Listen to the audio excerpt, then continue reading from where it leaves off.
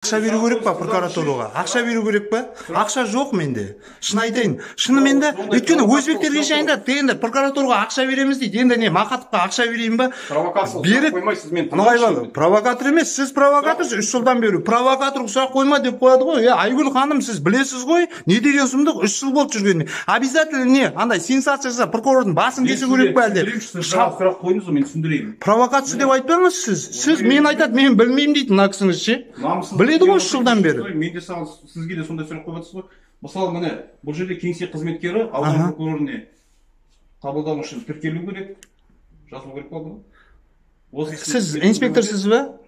Айгүл ханым, мына арада жазылған прокурор андай ұялы байланыстары или қалалық телефондары дегенде бірдеңе болу керек қой. Әлде прокурорыңыз, сіздердің Мақатовыңыз заңсыз іс әрекеттермен алса ма? Мен естуші едім, растығыма көрдім. Неге телефондар жоқ? Мысалы, облыстың телефоны жоқ мысалға.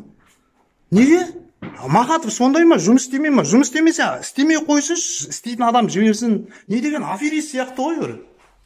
Міне бәрі қане тұр? Жоқ, телефон қайда? Облыстың, ненің, Астананың телефоны қайда? Міне бүйтіп, не, фамилиясына қараймыз да, не, біз енді не, сөйтіп не, біз андай телепатпыз ба? Мысалы, қойылу керек қой, заң жүзінде болатын заттар. Осының бәрі нені айтады? Осының бәрі прокуратураның әрекетсіздігін айтады.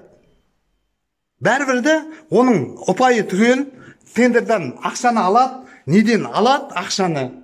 Бәрі күшті да, қарапайым халық қылмысты бұзады мысалға. Біз олсын ақша берейік па енді? Ақшамыз жоқ біздің беретін. Істі аяқтасын, өтінішті айтыңыз, тығылып отыра бермей.